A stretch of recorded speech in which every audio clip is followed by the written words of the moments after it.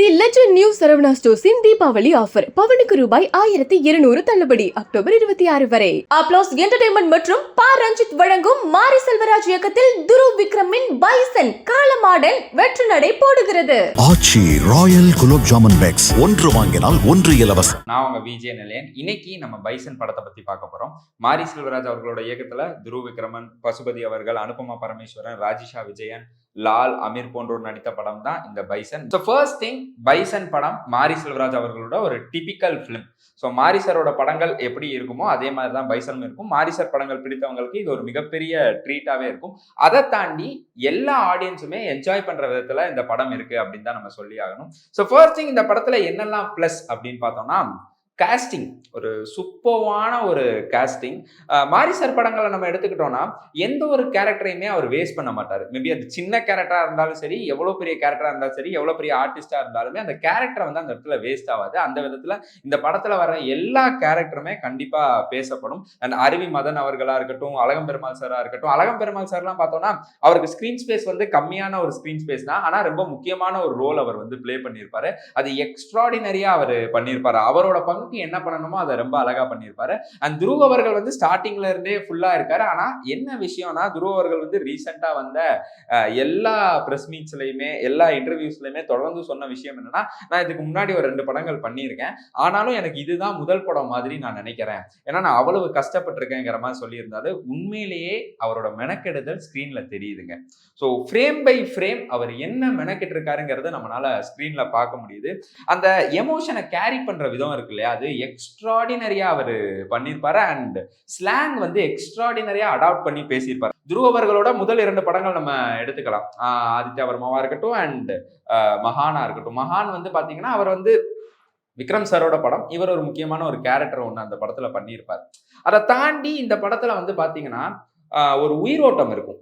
அவரோட கதாபாத்திரத்துக்கு ஒரு உயிரோட்டம் இருக்கும். அந்த உயிரோட்டம் வந்து நம்மளோட கலந்ததா இருக்கும். அதுதான் இங்க விஷயமே. அந்த படம் முழுக்கவே பாத்தீங்கன்னா வந்து சிம்பிளான ஒரு கதைக்களம் அப்படின்னு நம்ம ஈஸியா சொல்லிட முடியாது. அந்த கதையா நீங்க பாக்குறப்ப அப்படி தெரியும். ஆனா அதுக்கு பின்னாடி நிறைய விஷயங்களை உள்ள வச்சு ஒரு முழு பூசணிக்காவை வந்து மண்ணுக்குள்ள போச்ச மாதிரி மாரி அவர்கள் வந்து போச்சிருக்காரு அப்படின்னு தான் நம்ம சொல்லணும். ஆனா ரொம்ப அழகா காமிச்சிருக்காரு. அதுவும் ஒரு விஷயம் நம்ம சொல்லி ஆகணும். ஒரு கபடி பிளேயரோட கதை, ஒரு சோசியோ ஸ்போர்ட்ஸ் பொலிட்டிக்கல் டிராமா இது. ஸோ ஒரு கபடி பிளேயர், திருநெல்வேலி மாவட்டத்துல பிறக்கிற ஒரு கபடி பிளேயர், அவர் வந்து இந்தியா ஆடணும்னு ஆசைப்படுறாரு. ஆடினாரா இல்லையா, அதுக்கிடையில என்னென்னலாம் நடக்குது, இந்த சாதிய கொடுமை எந்தெந்த இடத்துல எல்லாம் பிளே பண்ணுதுங்கிறத தான் மொத்த கதையுமே இந்த கதைக்களம். அதுக்கு அழகா அடாப்ட் ஆகி நம்ம துருவ் விக்ரம் அவர்கள் வந்து நடிச்சிருப்பாரு. ஸோ ஃபர்ஸ்ட் ஹாஃப் வரைக்கும் பாத்தீங்கன்னா நம்ம அமீர் அவர்கள், லால் அவர்கள் ட்ரெய்லர்ல பாக்குறப்ப நம்ம வந்து ஓகே, அப்ப இவங்க தான் வந்து வில்லனா இருப்பாங்க போல அப்படிங்கிற ஒரு டவுட் இருந்தது. ஃபர்ஸ்ட் ஹாஃப் வரைக்குமே அப்படிதான் இருக்கும். பட் ஆஃப்டர் செகண்ட் ஹாஃப் வந்து அது டோட்டலி அப்படியே மாறிடும். ஸோ அவங்க 2 பேருக்குமே ஒரு சமத்துவம் இருக்கும். ஸோ அந்த விஷயங்கள் எல்லாமே சூப்பரா இருக்கும். அண்ட் அதுல துருவ் அவர்கள், ஏன்னா அவங்க 2 பேருமே மோஸ்ட் சீனியர் ஆக்டர்ஸ். அமீர் சாரும் சரி, நம்ம லால் சாரும் சரி, அவங்க 2 பேருமே மோஸ்ட் சீனியர் ஆக்டர்ஸ். ஆனா அவங்களோட உள்ள காம்பினேஷன் வந்து அமீர் சார் கூட துருவுக்கு கிடையாது, ஆனா லால் சாரோட உண்டு. ஆனா அதுவுமே அவ்வளவு அழகா மெச்சூர்டா ஹேண்டில் பண்ணி நடிச்சிருப்பாரு நம்ம துருவ் அவர்கள். அண்ட் அனுபமா அவர்களோட அந்த கெமிஸ்ட்ரி வந்து ஒண்டர்ஃபுல்லா ஒர்க் அவுட் ஆயிருக்கு. அண்ட் ரொம்ப அழகா அடாப்ட் பண்ணியிருக்காரு. அதாவது இந்த கபடி விளையாடுறதுங்கிறத நடிக்கிறது வந்து அவரோட அது வேற ஏதாவது நம்ம விட்டுறலாம். ஆனா அந்த கபடி விளையாடுறதுங்கிற ஒரு விஷயம் இருக்கு இல்லையா, இப்ப நம்ம நிறைய கபடி படங்கள் வந்து தொடர்ந்து வந்திருக்கு. ஆனா அதெல்லாம் பாக்குறப்போ இல்லையேப்பா, இது ஏதோ நமக்கு இது வந்து அப்படி தெரியலையே, கபடி மாதிரி தெரியலையே, இனி ஆக்ரோஷமா ஆடுவாங்களே, இனி கொஞ்சம் அக்ரெசிவா இருக்குமே அந்த இதெல்லாம் அப்படிங்கிற ஒரு மனநிலை இருக்கும் இல்லையா. இந்த படத்துல அது இருக்காது. ஏன்னா இதுல ஆடின அத்தனை பேரும் கபடி பிளேயர்ஸ். நம்ம தமிழ்நாடு ப்ரோ கபடி பிளேயர் பிரபஞ்சன் இதுல முக்கியமான ஒரு ரோல் பண்ணியிருக்காரு. அண்ட் அதே மாதிரி நிறைய players all over the India நிறைய பிளேயர்ஸை வந்து நடிக்க வச்சிருக்காங்க. அண்ட் துருவ் அவர்கள் ஸ்டாண்ட் அவுட்டா தெரியுறாரு. அவங்க எல்லாமே வந்து ப்ரொஃபஷனலா கபடி ஆடுறவங்க. ஆனா இவர் அந்த 2 வருஷம் அதுக்கான ப்ராப்பர் பிராக்டிஸ் பண்ணி ப்ராப்பரா அந்த பிசிக் வச்சு ஒரு கபடி அப்படிங்கிறது வந்து நம்ம எல்லாருமே சொல்றோம் லைக் அது வந்து மண் சார்ந்த விளையாட்டு. உண்மைதான், அது மண் சார்ந்த விளையாட்டு. அதை தாண்டி மனம் சார்ந்த விளையாட்டும் கூட கபடி. ஸோ நம்ம மனதளவுல வலிமையா இருந்தாதான் கபடிங்கிற விளையாட்டை நம்மளால வெளிப்படையா விளையாட முடியும். அது கிளியரா தெரியும் நமக்கு. அது வந்து ஒண்டர்ஃபுல்லா பண்ணியிருக்காரு துருவ் அவர்கள். அடுத்த விஷயம் என்ன அப்படின்னு பார்த்தோம்னா, துருவ் அவர்களை தாண்டி ஸ்டாண்ட் அவுட்டா இதுல யாரு தெரியுறா அப்படின்னு பார்த்தா ஒரு ஆள் என்னால சத்தியமா சொல்ல முடியலைங்க. ஏன்னா இதுல வர்ற எல்லா கேரக்டர்ஸுமே சூப்பர்வா பண்ணியிருக்காங்க. அண்ட் முக்கியமான கேரக்டர்ஸ் நம்ம வந்து பசுபதி சார் வந்து துருவ் அவர்களோட அப்பாவா பண்ணியிருப்பாரு. லைக் பசுபதி சார் வந்து ஒரு பயங்கரமான ஆக்டர். அது நம்ம எல்லாருக்குமே தெரியும். சார்பட்ட பரம்பரையிலே பார்த்திருக்கோம். ஏகப்பட்ட படங்கள்ல அவர நம்ம பார்த்திருக்கோம். ஆனா இந்த படத்துல ஒரு எக்ஸ்ட்ராடினரியான ஒரு ஆக்டிங் அவர் குடுத்திருப்பாரு. ப்ரீ கிளைமாக்ஸ்ல ஒரு சீன் ஒண்ணு இருக்கும். அது வேற மாதிரியான ஒரு சீன் அது. அது வந்து ஆப்வியஸா டியர்ஸ் நமக்கு ரோல் ஆன் ஆகும் கண்ணுல. ஸோ அந்த மாதிரியான ஒரு சீன் ஒண்ணு பசுபதி அவர்கள் சூப்பர்வா நடிச்சிருப்பாரு. அதுக்கடுத்து பார்த்தோம்னா ராஜிஷா விஜயன் அவர்கள் த்ரூ அவுட் த ஃபிலிம் இருக்காங்க. நம்ம துருவோட அக்காவா பண்ணியிருப்பாங்க. அவங்க ஆஸ் யூசுவல் அவங்களுக்கு என்ன ரோல் குடுத்திருக்காங்களோ அத எக்ஸ்ட்ராடினரியா பண்ணி குடுத்திருக்காங்க அப்படின்னு தான் நம்ம சொல்லணும். அடுத்து நம்ம அனுபமா பரமேஸ்வரன் ஆக்சுவலி நம்ம பார்த்தோம்னா அவங்க வந்து துருவங்க பேரா பண்ணியிருக்காங்க. ஸோ அது ஃபுல் ஃபிளெஜ்டா இருக்கா அப்படின்னு கேட்டா கிடையாது. அங்கங்க அந்த கதைக்கு எங்கெங்கெல்லாம் தேவையோ, எங்கெங்கெல்லாம் அந்த லவ் டிராஃப்ட் அவங்க பண்ணியிருக்காங்களோ அந்தந்த இடத்துலலாம் அனுபமா வராங்க. ஆனா அந்த இடம் எல்லாமே அவங்க கிளாப்ஸ் வாங்கிட்டு போயிடுறாங்க. ஸோ லைக் அந்த ஒரு விஷயம் இருக்கு இல்லையா? ஸோ எந்த இடத்துல நம்ம வர்றது பிரச்சனை இல்ல. வர்றப்ப கரெக்ட்டா வரோமாங்கிறது தான் எதுன்னு சொல்லுவாங்க இல்லையா? அந்த மாதிரி கரெக்ட்டா வராங்க. அவங்களோட விஷயத்த பண்றாங்க, போயிடுறாங்கங்கிற மாதிரி இருக்கு. அனுபமாவோட கேரக்டரும் வண்டர்ஃபுல்லா இருக்கு. அண்ட் ரொம்ப முக்கியமா 2 தூண். இந்த கதையோட 2 தூண்கள் அப்படின்னு நம்ம சொல்லலாம். லால் சார், இன்னொரு பக்கம் அமீர் சார். எக்ஸ்ட்ராடினரியா பண்ணியிருக்காங்க. இவங்களுக்கு பின்னாடி வந்து ஆஸ் யூசுவல்ங்க என்னன்னா, இவர் ஒரு கூட்டத்துக்கு தலைவரா இருப்பாரு. அமீர் அவர்கள் ஒரு கூட்டத்துக்கு தலைவரா இருப்பாரு. இவங்க 2 பேருக்கும் உள்ள ஒரு பெர்சனல் பகைக்காக ஊரே முறைச்சுக்கிட்டு நிக்கும்.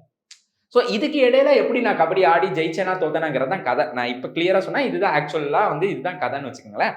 ஸோ லைக் இதுல அமீர் அவர்கள் அவரோட ரோல் எக்ஸ்ட்ராடினரியா பண்ணியிருப்பாரு. லால் அவர்கள் அவரோட ரோல் எக்ஸ்ட்ராடினரியா பண்ணியிருப்பாரு. அண்ட் ஒரு டயலாக் ஒண்ணு ஒண்டர்ஃபுல்லான ஒரு டயலாக் அது.